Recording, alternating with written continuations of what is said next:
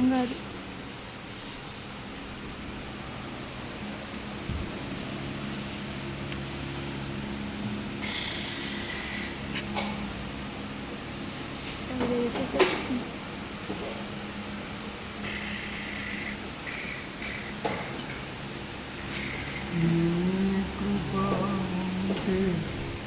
చాలదా నీ కృపలో నడిపితే చాలదా నీ కృప ఉంటే చాలదా నీ కృపలో ఎదిగితే చాలదా చూపించుచును ఆరాధించుచు సన్నిధిలో నడిచెదను స్తుతించెదను ఆరాధించుచు సన్నిధిలో పరవశింతును నా ప్రాణమా నా అంతరంగమా నాలో ఉన్న సమస్తమా నీ కృప నాకు చాలు కృపలోనే ఎల్లప్పుడూ నడిచెదా నీ కృపయే చాలు కృపలోనే ఎల్లప్పుడూ నిలిచెదా కన్నీరు తుడిచేది నీవేనయా కలతలు తొలగించేది నీవేనయా కన్నీరు తుడిచేది మీరేనయా కలతలు తొలగించేది మీరేనయా ఆశ్చర్యకరుడా నా యేసు ప్రభువా నాతోనే ఉన్న ప్రియుడే ప్రార్థనతో ఇచ్చిన అమ్మను బట్టి నీకు స్తుతులు అర్పిస్తున్నానయ్యా ప్రార్థనాత్మ కలిగిన అమ్మను బట్టి నిన్ను స్తుతించుచు పొగడదనయ్యా శ్రమలు తోడుగా ఉండి ప్రవచన ఆత్మతో ప్రకటించే సువార్త యూదురాలై ప్రార్థన పరురాలై ప్రభు కోసమే నిలబడిన సిలువ యేసయ్యా నీవు నన్ను నీ రక్తమంతటితో కడిగి పరిశుద్ధపరిచినావే ప్రార్థన సైన్యం ఇచ్చిన వాడవు పరలోకముగా మార్చిన వాడవు శూన్యమైన ప్రతి స్థలములో సంతోష గానాలు పాడుదేను అమ్మ ప్రార్థన నాకు ఇచ్చిన అమ్మను దేవుడిచ్చిన అమ్మ కనికర ప్రార్థనతో జీవించదను యేసయ్యా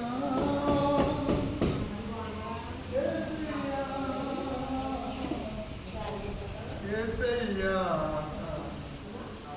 యేసయ్యా వెండి బంగారములు శాశ్వతము కాదు నీ నామమే ఆశ్రితము నజరేయుడైన నా యేసు ప్రభువా నిన్ను కీర్తించి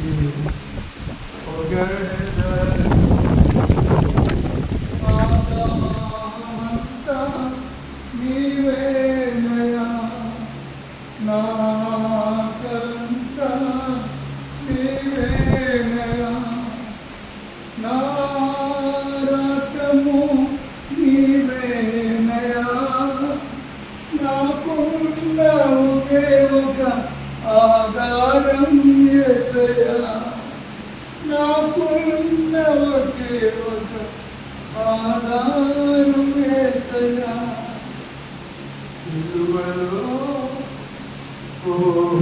సిలువలో రక్తమంత ధారలుగా తడిచిపోయేదే. క్రీస్తు రక్తమంత ప్రజలకు మండించేదే. జీవాహారము నీవే అని అన్నావయ్యా. జీవజలము ఊటలతో నింపినావయ్యా. కొరతలన్నీ తీర్చే కరుణామయుడా, నీ ఆశభంగము కాదన్నడు అని పిలిచిన పరిశుద్ధాత్ముడా, అని పిలిచిన పరిశుద్ధాత్ముడా, నా తోడు నీవు, నా తోడ నీవే, ఎల్లప్పుడు నీవే, రాత్రంత నీవే, పగలంత నీవే, ప్రతి క్షణం నీవే. నీ నామస్మరణం యేసయ్యా, స్తోత్రమయా. ఎప్పుడు ఏ పని చేయించాలో అది నీ కృపయే కాదు. మనుషులు నమ్ముకునుట కంటే యెహోవాను నమ్ముట మేలు. ప్రార్థనాత్మతో నింపి పరిశుద్ధపరచిన వాడా, పరిశుద్ధాత్ముడా, నా ప్రియుడే యేసయ్యా. పరిశుద్ధాత్ముడా, నా ప్రియుడే యేసయ్యా. ఏ యోగ్యత లేదు నా జీవితమందు, ఏ అర్హత లేదు నా జీవితమందు. సమస్తము నీ కృపా, సమస్తము నీ కృపే. కృపలో నన్ను కాచినవయ్యా, కృపతో నన్ను నడిపినవయ్యా. నీ చిత్తమంతటిని జరిగించుటకు యేసయ్య దయలో నేనుంటాలని ఆశపడుతున్నా, ఆరాధిస్తున్నా, ఆశపడుతున్నా, ఆరాధిస్తున్నా. సుడిగాలు వంటి శ్రమలు ఎగసి విడిచిన, సుడిగాలు వంటి శ్రమలు ఎగసి లేచిన, సెలయేరులవు నీవు ఉరకలేసినావే. ఏరులన్నీ నీవు నడిపినావు దేవా. సుడిగాలు అన్నీ అణచివేసినావే. నా నావను ధరికి చేర్చినావు నీవే కదా.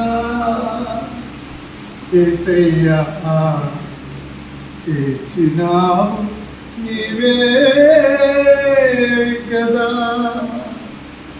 అమ్మ వలే వచ్చావు, నాన్న వలే అలంకరించి, అన్న వలే ఆదరించి, బంధువు వలే బలపరచి, నిజమైన స్నేహితుడై నాతో ఉన్నావు.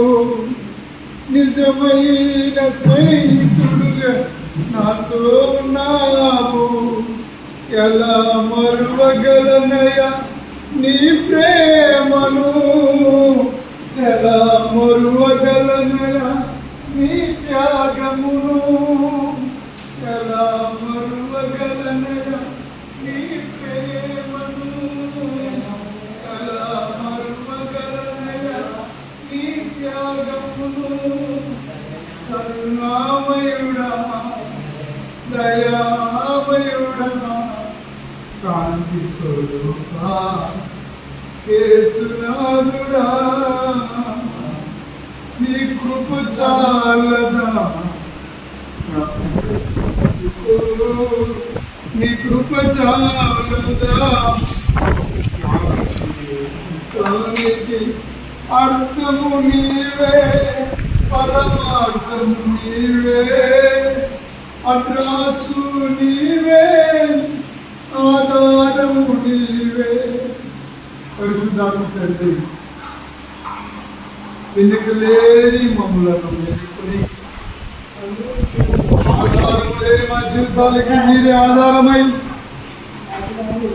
అన్ని క్షణాలలో నీ నిమిషాలు అన్ని చోట్ల మమ్మల్ని హెచ్చించిన దేవా మేము తగ్గి ఉండాలి మీరు హెచ్చించబడాలి నిశ్చయముగా మీరు మాత్రమే హెచ్చించబడిన గాక నా కన్న తండ్రి నువ్వు చేసిన ప్రతి కన్నీరుకు జవాబు నేనే అని సెలవిచ్చిన మా ప్రభువా ఎల్లప్పుడూ నిన్నే కొని ఆడుతున్నయ్యా నా తపనంతా నీవేనయ్యా నా ఊహంతా నీవేనయ్యా ఈ లోక ఆశలు క్షణమంగురము ఈ లోక వాంఛలు ఇర్రితనము ఘనమైనది గొప్పది శిలువ సువార్త ఘనమైనది గొప్పది యేసు సువార్త ఎవరు నమ్మినా నమ్మకపోయినా యేసయ్యా నీపైనే ఆదుకునేదను యేసయ్యా నీ బలిపీఠమే నాకు నివాసం నీ బలిపీఠము యొద్ద పిచుకను నేను కృపతో కనికరములతో కాచుము దేవా దేవా నీ బలిపీఠము యొద్ద పిచుకను నేను చిన్ని పిచుకను నేను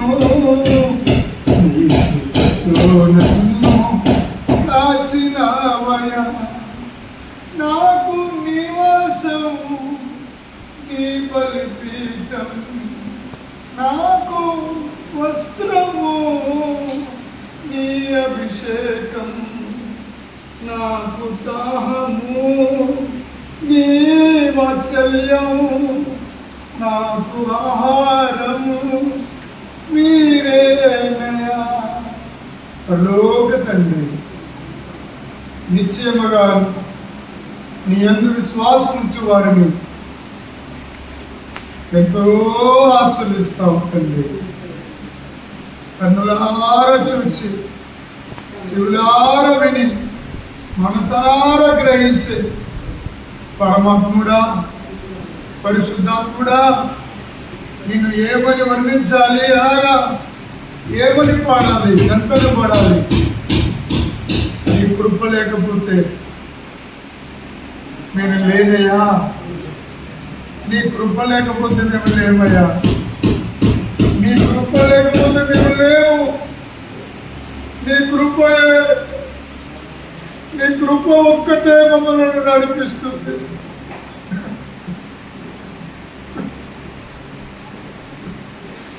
నీ కృప లేకపోతే మేము లేవయ్యా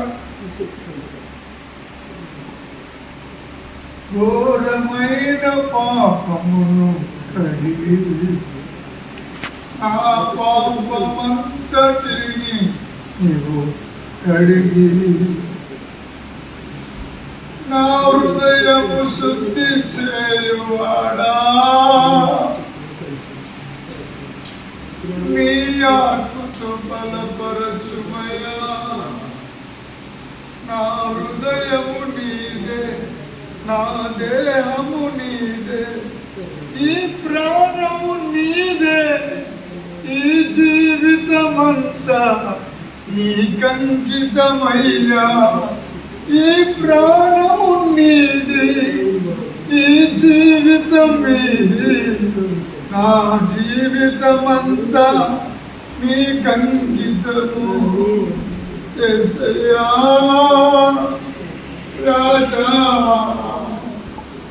దయతో నన్ను కరుణించుము రాజా. ప్రార్థన సైన్యమును లేపుతివి, సువార్తికులనెందరినో లేపుతివి.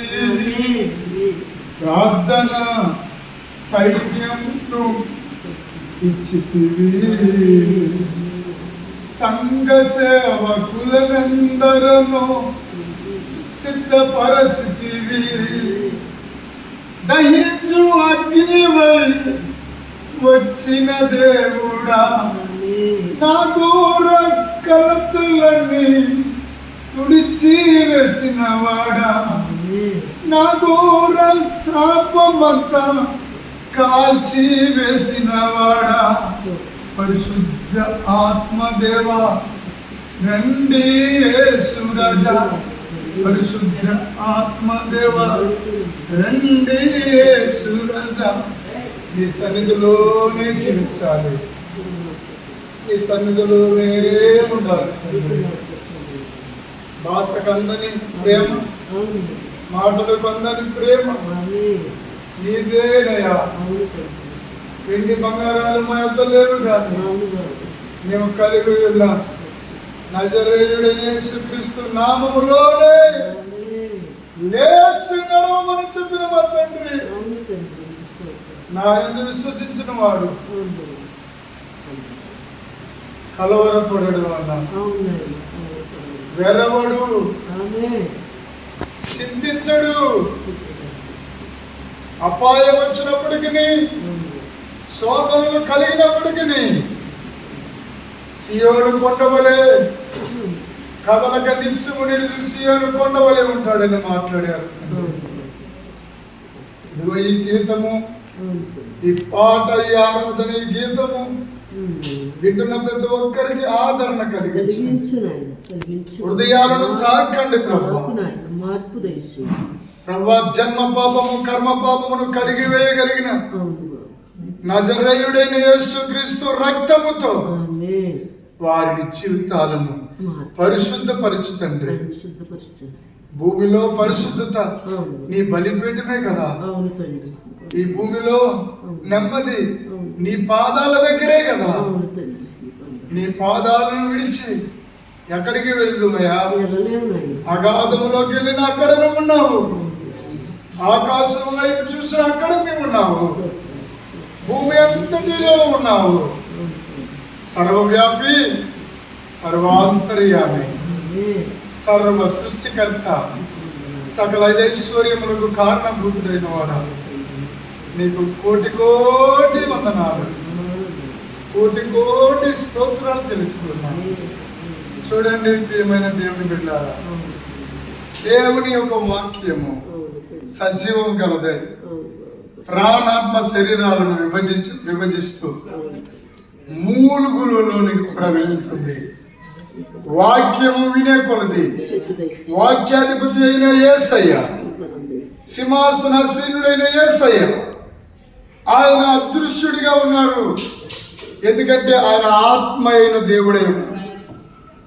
ఆ ఆత్మ అయిన దేవుడు ఎందరైతే విశ్వసిస్తారో వారందరికీ నిత్యత్వంలో శాశ్వత కాలము, మరణము లేని, అప్పు లేని, వ్యాధి రోగము లేని ఒక గొప్ప మహోన్నతమైనటువంటి పరలోక రాజ్యంలో ఉచితముగా నువ్వు విశ్వసిస్తే చాలు.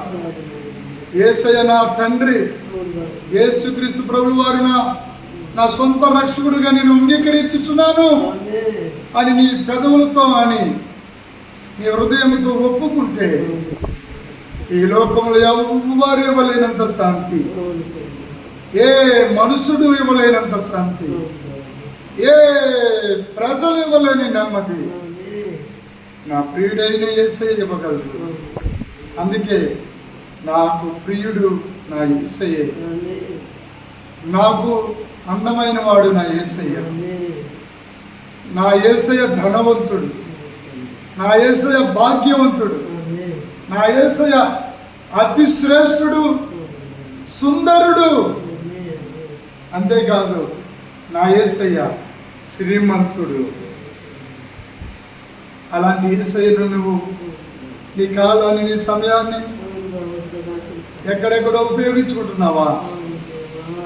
విలువైనది ఈ భూమిలో ఒకే ఒకటి ఉంది, అది హృదయము, మనస్సు. నీ మనస్సులో విశ్వసించు, నీ హృదయముతో యేసయ్యను అంగీకరించు. ఇది మతము కానే కాదు, ఇది ఒక సత్య మార్గము. సత్యములో నుండి సర్వసత్యములోనికి నిన్ను తీసుకుని వెళ్ళగలిగిన అతి పరిశుద్ధమైన, నిత్యత్వముతో నిండిపోయిన దేవుని యొక్క కృప. మీ కొరకే కన్నీరు కార్చి ప్రార్థన చేస్తున్నాం. మీకోసమే ఈ ఆరాటం అంతా, ఈ తప్పనంతా మీకోసమే. ఎప్పుడు మీరు ప్రభు యొద్దకు వస్తారు? క్రైస్తవులు గొర్రెలకు పోల్చారు. గొర్రెలు బోధు దాటుతున్నప్పుడు, యజమాని దాటుతున్నప్పుడు అనుకోకుండా ఒక గొర్రె కాలంలో పడిపోయి ఉండొచ్చు, బురదలో పడి ఉండొచ్చు.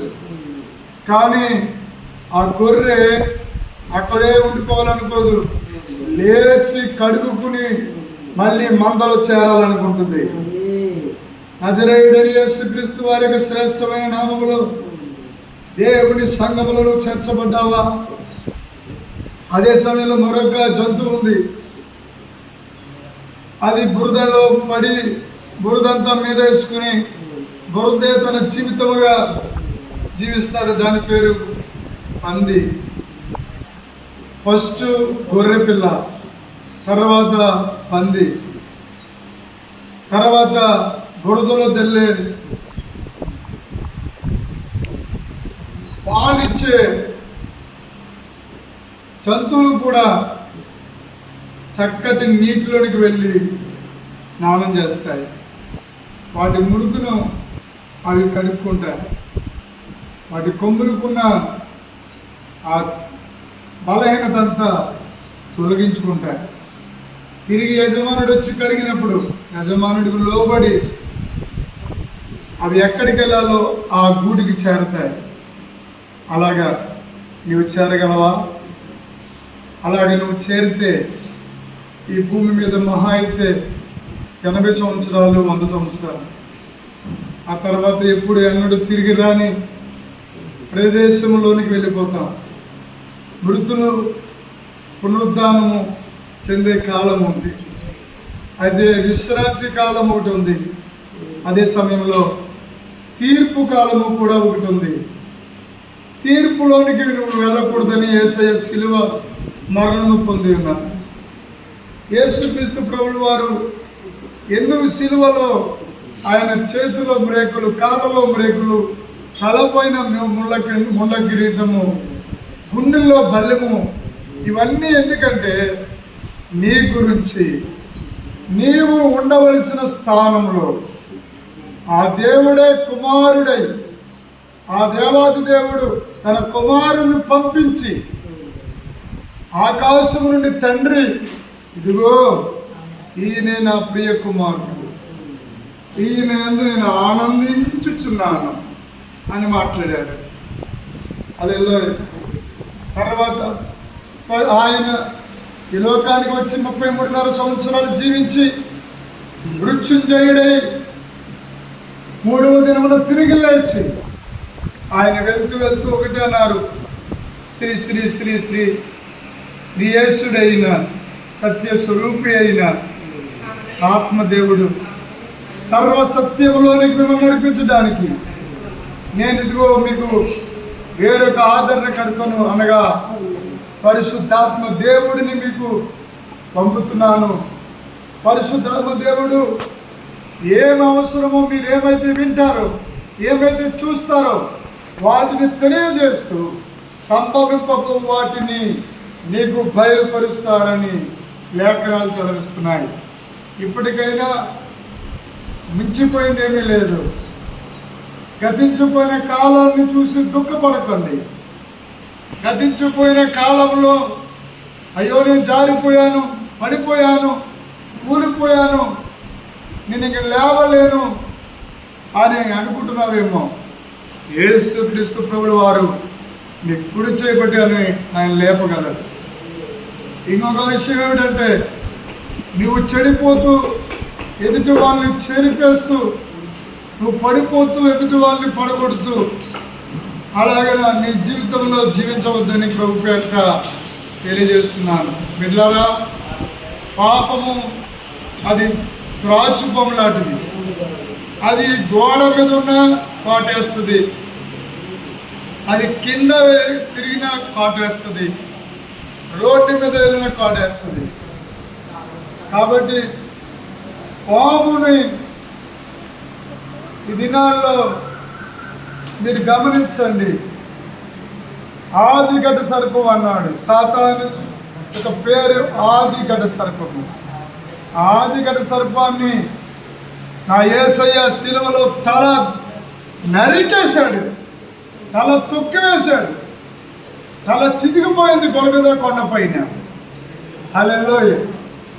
నువ్వేమనుకుంటున్నావో నాకు తెలియదు, కానీ నువ్వేమైనా అనుకో, నువ్వు ఎలా ఊహించుకుంటావో ఊహించుకో, అది నీ మట్టికి వదిలేసాం, నీ మనస్సాక్షికి వదిలేసాము.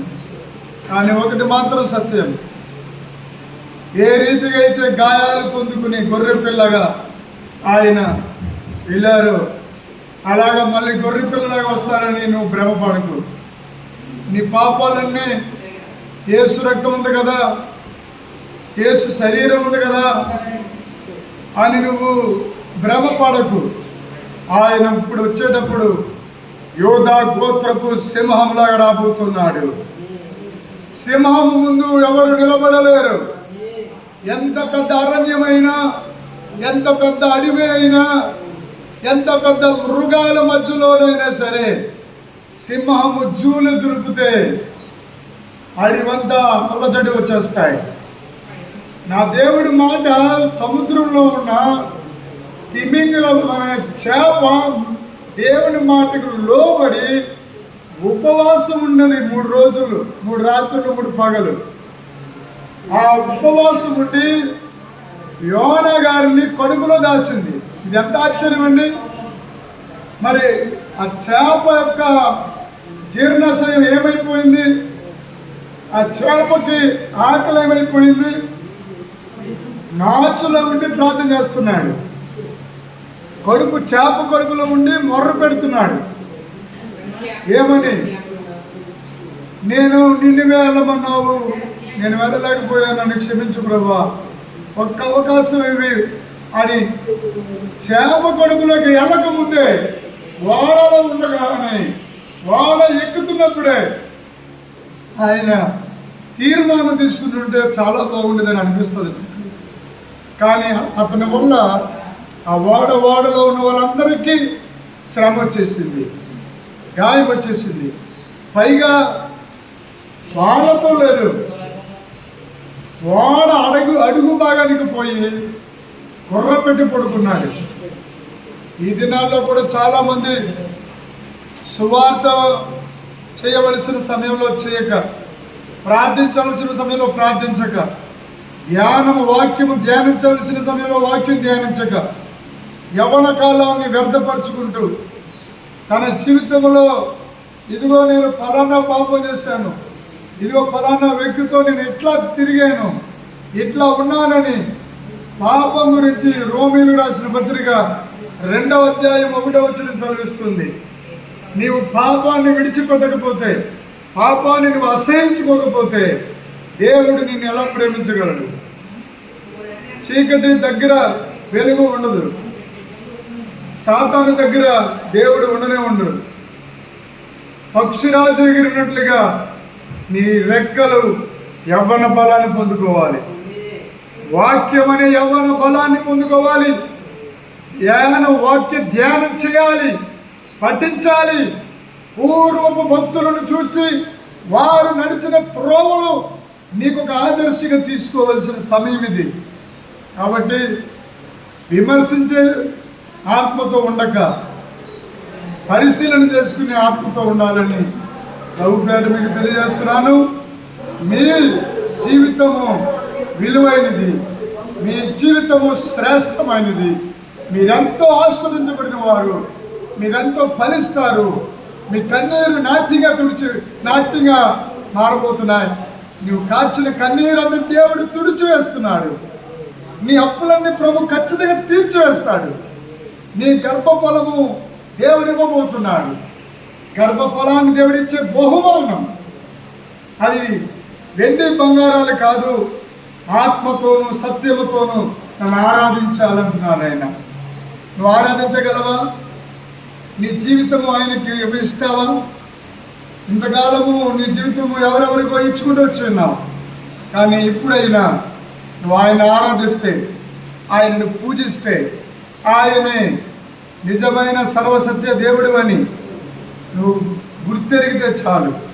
నువ్వు ఆయన యందు నువ్వు విశ్వాసం ఉంచితే చాలు. ఏ షరతులు లేవు. షరతులు లేని ప్రేమ నా యేసయ్య ప్రేమ. తల్లి కంటే గొప్ప ప్రేమ, తండ్రి కంటే గొప్ప ప్రేమ, బంధువుల కంటే గొప్ప ప్రేమ. ఈ భూమిలో ఎవరైనా ఏదైనా అవసరం ఉంటేనే ప్రేమించే ప్రేమలు ఉంటాయి. ఈ లోకంలో స్వార్థము ఈ లోకంలో ఏలుబడి చేస్తూ ఉంది, అబద్ధం ఏలుబడి చేస్తూ ఉంది, అవినీతి ఏలుబడి చేస్తూ ఉంది, అన్యాయము ఏలుబడి చేస్తూ ఉంది. కాబట్టి ప్రియమైన దేవుని బిడ్డలారా, వాడ వెళ్తున్న చెప్పు, వాడ మల్లయ్య అని, వాడ దిగిపోయిన తర్వాత బోడి మల్లయ్య అని పూర్వం ఎవరో ఒక పురోహితుడు అన్నాడని ఒక కథ చెప్పారు. అది కథనమో సత్యమో నాకు తెలియదు. కానీ ఆ వాడ కట్టేసి వెళ్ళిపోతున్న సమయంలో మరి అతన్ని ఆ వ్యక్తి నువ్వెంతో గొప్పవాడివి అలాగని చెప్పి పొగిడితే ఆ జాలిపడి ఈ ఒడ్డు నుంచి ఆ ఒడ్డుకి తీసుకెళ్ళేలోగా ఆ ఒడ్డుని ఎక్కేసి, జరిగింది ఇది కథ కూడా కాదు, జరిగిందంట. ఎక్కేసిన తర్వాత దిగిపోగానే పోరాబోడి మల్లయ్య అన్నాడంట. ఇదండి మానవుని బుద్ధి, మనుష్య బుద్ధి. అందుకే మనుషులను నమ్మకుడి. ఎవరిని నమ్మాలి? యెహోవాను నమ్మాలి. ఆయన పంపిన ప్రవక్తలను నమ్ముకునుడి. మీరు కృతజ్ఞులవుతారు, స్థిరపరచబడు. దేవుడి మాటలు మన వినికిడిలో దీవించి ఆశీర్వదించును గాక. ఈ ఆరాధన, ఈ చిన్న సందేశము, ఈ యొక్క ప్రార్థనలు నీ జీవితాల్లో ఖచ్చితంగా ప్రభావం చూపిస్తాయి. ఎందుకంటే దేవుని ప్రవక్తగా దేవుడి సన్నిధిలో ఉండి నీకోసము కన్నీరు కార్చే డాడీ ఉన్నారు, నీ కొరకు కన్నీరు కార్చే మమ్మీ ఉన్నారు. ఎందుకంటే ఏం చేయాలో తెలియక, తోచక, ఎటు పోవాలో తెలియక వ్యాధులతో ఉన్నావా? నువ్వు కుమిలిపోతున్నావా? భయపడిపోతున్నావా? చింతతో, వేదనతో, సంశయాల మధ్యలో జవాబులు లేక ప్రశ్నలతో నిండిపోయింది నీ హృదయం. అయితే ఇదే అనుకూలమైన సమయం. సిద్ధంగా ఉండు, నువ్వు సిద్ధపడు. అనేకులను ప్రభు రాకడ కొరికే సిద్ధపరచు. మన ఆయన రెండవ రాకడ మొదటి రాకడలా ఎట్టి పరిస్థితుల్లో ఉండదు. ఆయన గొర్రె పిల్లలుగా ఏమి రాడు. ఆయన సింహంలాగా దిగి రాబోతున్నాడు.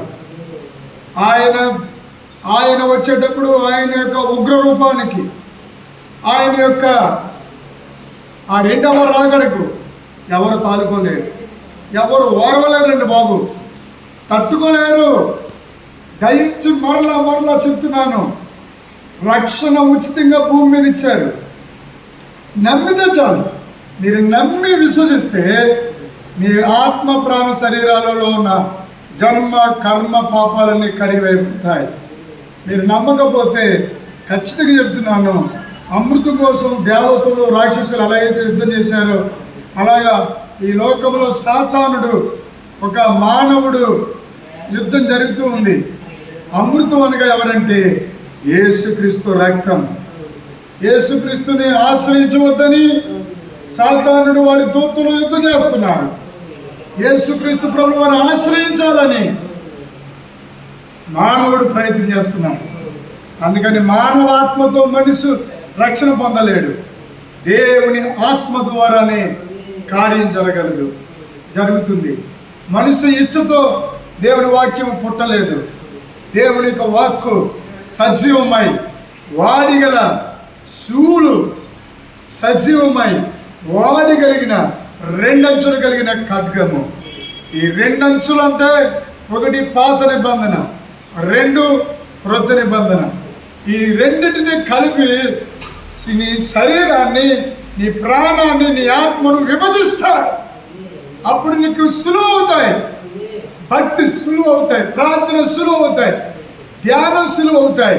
అప్పుడు నీకు బాల్య దినముల నుండి కౌమార దశలోనికి, యవన దశలోనికి వచ్చిన వారిగా హెబ్రీయులకు రాసిన పత్రిక 5వ అధ్యాయం చివరి వచనంలో చెప్పినట్టుగా నీవు ధన్యురాలు అయిపోతావు. ఈ మాటలు దేవుడు మిమ్మల్ని దీవించి ఆశీర్వదించునుగాక. చిన్న మాట. పరలోక తండ్రి, పరిశుద్ధాత్ముడా, నీవెంత గొప్ప దేవుడువో, నువ్వెంత మంచి దేవుడువో.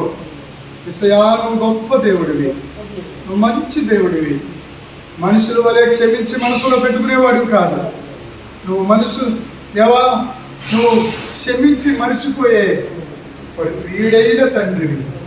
నా స్నేహితుడా, నా ప్రియుడా, నా తండ్రి, ఇదిగో ఈ దినము ప్రభువా, నీ కార్యము జీవం కలిగిన జీవం కలిగిన నీ మాట బయలుదేరింది.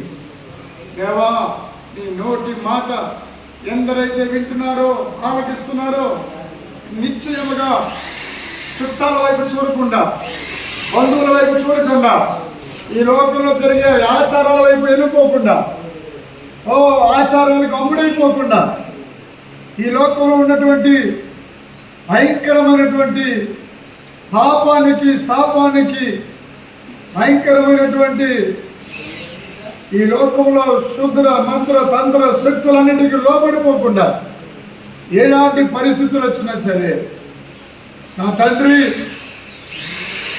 దేవుని వాక్యాన్ని ప్రకటించే ఒక్కసారి 3 సార్లు తండ్రి 3 రోజులు ఉపవాసం ఉండిపోయాడు. శాప కొడుకులో సముద్ర ఒడ్డుని కక్కింది, తల వెంట్రుక కూడా అరగలేదు. శుభ్రంగా నాచంతా కడుక్కున్నాడు. ఈరోజు నీకున్న నాచు నువ్వు కడుక్కుంటున్నావా? ఒకవేళ ఆ నాచు అలాగే ఉంచుకుని నువ్వేదో పైకి భక్తి గలవాడవై, పైకి భక్తి కలిగిన దానివై ఉంటున్నావా? కానీ శక్తిని ఆశ్రయించాలి. దేవుని శక్తి, శిలువ శక్తి. దేవుని శక్తి ఈ లోకానికి వెర్రితనం, కానీ విశ్వసించిన వారికి అది గొప్ప శక్తి అయి ఉన్నది. అపోస్తలుల కార్యం 1వ అధ్యాయము 8వ వచనంలో ఇలా రాయబడి ఉన్నది, అయినను పరిశుద్ధాత్మ మీ మీదకి వచ్చినప్పుడు మీరు శక్తి నందుదురు అని రాయబడింది. ఆ శక్తి నీలోనికి వస్తే ఆ శక్తి నిన్ను కాపాడుతుంది.